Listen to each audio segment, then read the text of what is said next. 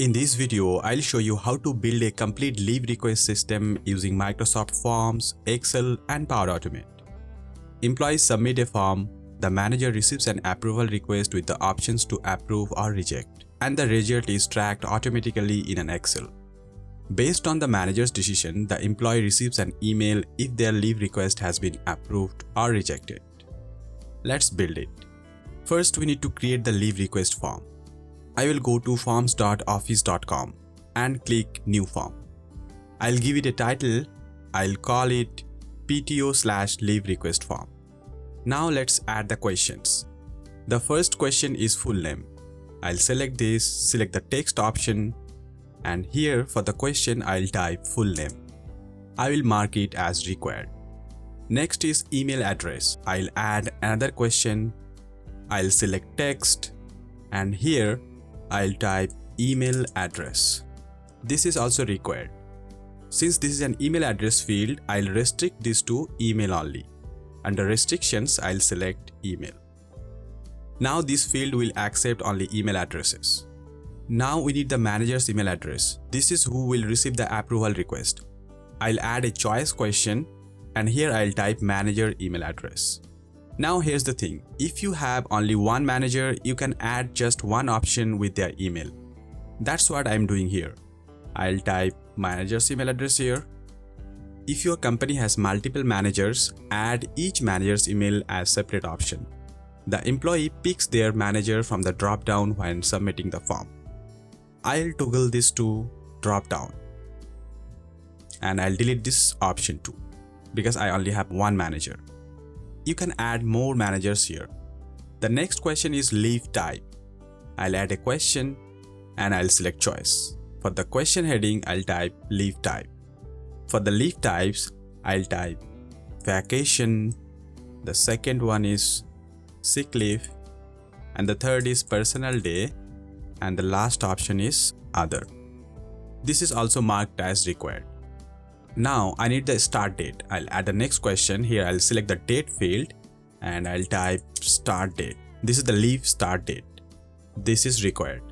And next is end date. I'll select the date again and I'll type end date. We need one more field, that is reason for leave. So I'll add a text field and here I'll type reason for leave. I'll turn on long answers so the employee has space to explain. The form is ready. Let me preview it. I'll click this preview button and this is how the form looks. Full name, email address, manager's email address, they can select it here. Leave type, start date, end date, and reason for leave. You can customize the form with more fields if you want to. The form looks good. Let's move on. We now need an Excel file to track all leave requests. I'm in my OneDrive online. Here I'll create a new Excel file. Excel workbook. I'll name it to PTO tracker. Now I'll add the column headers in row 1. These columns match the form fields, plus we have a request ID here. The request ID is to identify each request. Status is to track if it was approved or rejected. And the approver comments for the manager's feedback. Now this is important. We need to convert this into a table. I'll select the columns here. Here under home menu, I'll select format as table and I'll pick a style here. I'll select this my table has headers option and click the OK button. Power Automate needs an Excel table to work with. It will not recognize a plain range of cells. The Excel file is ready. Let's build the flow. I'm in the Power Automate dashboard. I'll click the create button and I'll select automated cloud flow. I'll give it a name PTO leave request. For the trigger, I'll search for form. Here I can see when a new response is submitted, Microsoft Forms. I'll select this and click this create button. In the trigger, I need to select the form we just created, but I don't see the form name here because our form is not yet published. So here on the forms, I'll select collect responses. I'll select anyone can respond. You can change the privacy to only people in your organization, but I'll set it to anyone can respond. Now here's the link to share the form and let's see how it looks. The form is now published. Let's check the trigger again. Here I'll select the trigger, and here's the form PTO leave request. I'll select the form. This is our form PTO leave request. Next, I need to get the actual answers from the form. The trigger only tells us a response was submitted. It does not give us the values. I'll add the next step, and here I'll search for form, and here I'll select get response details. I'll select the same form PTO leave request, and for the response ID I'll select this field. I'll select the dynamic option, and this is the response ID coming from the trigger. Now we need a unique ID for each request. The unique ID will be saved here in this column. With the unique ID, we will find and update the correct row in the Excel later. I'll add a next step. I'll search for variable, and I'll select this initialize variable option. I'll rename the variable to request ID. Also the action name to request ID. Type I'll set string, and for the value I'll select this expression option here, and I'll type GUID, open the parenthesis and close it. This generates a unique ID every time the flow runs. I'll click this add button. I'll add the next action and search for add rows. I'll select this add a row into a table from this Excel online connector. With this action, we will save the form responses in the Excel file. For the location of the file, I'll select OneDrive for business. For the document library, I'll select OneDrive. For the file, I'll click this folder icon and select this PTO tracker file. For the table, we only have one table in the file, that is table 1. I'll select that. Now under advanced parameters, I'll select the columns we have in the Excel file. Request ID, full name, email address, manager email, leave request, start date, end date, reason, status, and approvers comments. We don't need the approvers comments here because we don't have the approvers comment in the form. We will add the data in the approvers comment column when the manager is approving or rejecting the leave request, so we don't need it. And we need this date time format option here. I'll tell you why. For the date time format, I'll select ISO 8601. With this option, Power Automate can send the date in the Excel file correctly in the right format. For the request ID, I'll select the output from the request ID variable. And for the full name, I'll select this option, enter the data from previous step, and here from the get response details, I'll select the full name. For the email address, I'll select the email address. For the manager email, I'll select the manager email address. For the leave type, I'll select the leave type. For the start date, I'll select the start date. For the end date, I'll select the end date, and I'll also collect the reason in the Excel file. I don't see the reason here, so I'll click this see more, and I'll select reason for leave. For the status, we don't have any status in the form, so initially we will set the status to pending. It will be pending until the manager decides what to do, approve or request. Then we will change the status column accordingly. Now we need to send the leave request to the manager. This is the main step. I'll add the next step here, and I'll search for approval. And I'll select this start and wait for an approval. For the approval type, I'll select approve/reject first to respond. For the title, I'll add leave request form. Here I'll add the name of the person who is requesting the leave. So I'll select the dynamic option, and from the get response detail, I'll add full name. When the manager gets the notification in Outlook, they will see this header. And for the assign to, we need to assign it to the manager. So I'll click settings, use dynamic content. We have the manager's email in the form, manager email address, because we can have multiple email addresses. So I added the manager email address in the form. For the details, I will add all the details from the form.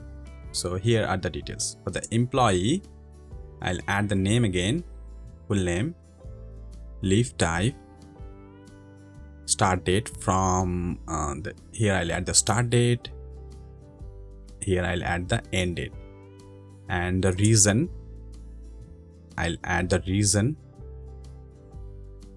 The manager will see all of this in the approval request.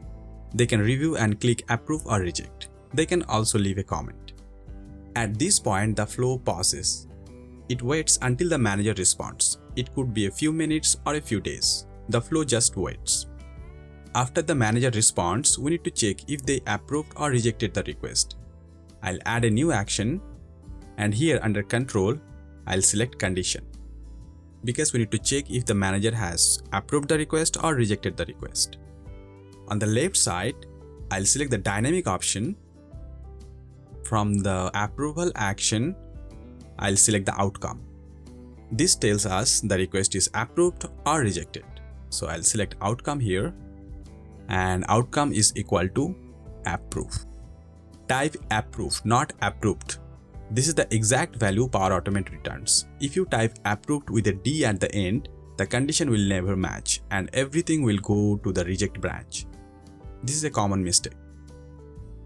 In the true branch, I'll add two actions. First, I'll update the Excel row. Initially, the status column stays pending. Update it based on the outcome, approved or rejected, and the record for the approver comments here. In the true branch, I'll add an action. I'll search for updated row, and I need to select the same file. OneDrive for business, document library is OneDrive. The file is PTO tracker, and the table is table 1. For the key column, I'll select the request ID. For the key value, I'll pick the request ID variable, request ID. This tells Power Automate find the row where the request ID matches this value. Now I need to show the status and approver comments column. So I'll select status and approver comments. For the status, I'll type approved. For the approver comments, I'll go to the dynamic option from this approval action, and inside this approval action, I'll click this see more option. I need to select this responses comments. Now when you pick a value from the approval step, Power Automate might automatically wrap your action in a for each loop. Don't worry about it, this happens because the approval could technically have multiple responses. But since we selected first to respond, there will always be only one. The loop runs once and everything works fine. Now I need to send the email to the person who requested the leave. So here, I'll add the next action. I'll type send email, select this send an email V2 action. For the to field, I'll select the dynamic option, and here from the form response, I'll select the email address of the employee. For the subject, I'll type your PTO request has been approved, and for the body, I have the template here, and I'll replace the placeholders now. So I'll add hi, and from the dynamic option, I'll select the name of the employee, full name. For the leave summary, I'll select the leave type here. This is the leave type. For the start date, I'll select start date. For the end date, I'll select end date. The approved branch is ready. Now let's build the rejected branch. In the false branch, I'll add the same two actions but with different values. The first is updated row. Select this updated row action. For the location of the file, I'll select OneDrive for business. For the document library, I'll select OneDrive. For the file, I'll select this PTO tracker file. For the table, I'll select table 1. For the key column, I'll select request ID, the unique value for that row. And the key value will be the request ID in the flow. And from the advanced parameters, I'll select status and approver comments. So for the status, I'll just type rejected. And for the approver comments, I'll select the comment of the manager who rejected the leave. So here under the approval action, I need to select responses comments. Now we'll send the rejected email. So I'll add the action. I'll type send email, send an email V2. Here I need to select the employee's email. I'll select the dynamic option. From the form submission, I'll select the email address. For the email subject, I'll add update on your PTO request. For the email body, I have the template here. I'll just change the placeholders. So here I'll add the full name, select the dynamic option, select the full name. I'll add the leave type. Leave type is, this is the leave type. And here I need to add the start date of the leave. So under dynamic option, I'll select the start date from this action, get responses details, start date. Same for the end date, end date. For the manager's comment, I need to add responses comments. This is from the approval action. In the approved branch, we did not add the manager's comment, but you can add it if you want to. So this is the rejected branch and I had added the manager's comment here. The flow is complete. I'll save it now. Let's test the flow. I'll click the test button. I'll select manually, test. Now I'll copy the link of the form. Here I'll fill in the form for a leave request. I type full name, email address. This is the email address of the employee. And I'll select the manager's email address, leave type, sick leave, start date, select from Monday to Wednesday. Reason for leave, I am not feeling well. Now I'll submit the form. Now let's check the flow. I can see the flow is running. It's waiting for the approval. Now let me check the approval. I opened Outlook and I can see the approval request. Leave request from Rubai Natta and with all the details. The manager can see all the details, who is requesting, what type of leave, the dates and the reason. I can also see this in the Power Automate approval section. Here, you see leave request from Rubai Natta. The manager can approve or reject from here as well. Let's check the Excel file first. Here I can see the row with the status pending and no value in the approver's comment column. We'll check this again after approving the leave request. Let me approve this request in Outlook. Here I'll select approve. For the comments I'll type get well soon and submit. The flow will continue running from here. The flow just finished running. The employee received an approval email. I can see it in the inbox. It has all the details, leave type, dates, everything. Now let me check the Excel file. I can see the row has been updated. The status column shows approved. And the approver comments column has the manager's comment. Let me test the rejection flow as well. I don't need to test again because the flow will trigger whenever a new form has been submitted. Here I'll type a new name, same email address, and I'll select the manager's email, personal day, and I'll select a day, any day like 16. I'll submit this. Let's check Outlook. We will receive the email in a moment. Here's the email. So this is the employee details and the leave details. This time I'll select reject. For the comments we can say, so we cannot approve your request. Click submit. Let's check the employee's email. The employee received an email, update on your PTO request. Thank you for submitting your time off request. Unfortunately, we cannot approve your request at this time and all the details. And here's the manager's comment. We are short of people. And in the Excel file, we have all the details. The status is rejected and the approver's comment. And here you see the request ID. The flow generates the unique ID every time the flow runs. And we are using this request ID value to manipulate these column values. Everything is working fine. I have made the complete flow, the Excel file and the import ready form available for channel members. You also get access to all my previous flows and resources. Join the channel. It really helps me keep making these guides. So here's what we built. An employee submits a leave request through Microsoft Form. The request is logged in Excel with pending status. The manager receives an approval request in the email. They approve or reject it. The Excel file is updated automatically and the employee gets an email with the results. We built this using just Microsoft Forms, Excel and Power Automate. If you found this video helpful, please hit the like button and subscribe to the channel. Thank you for watching.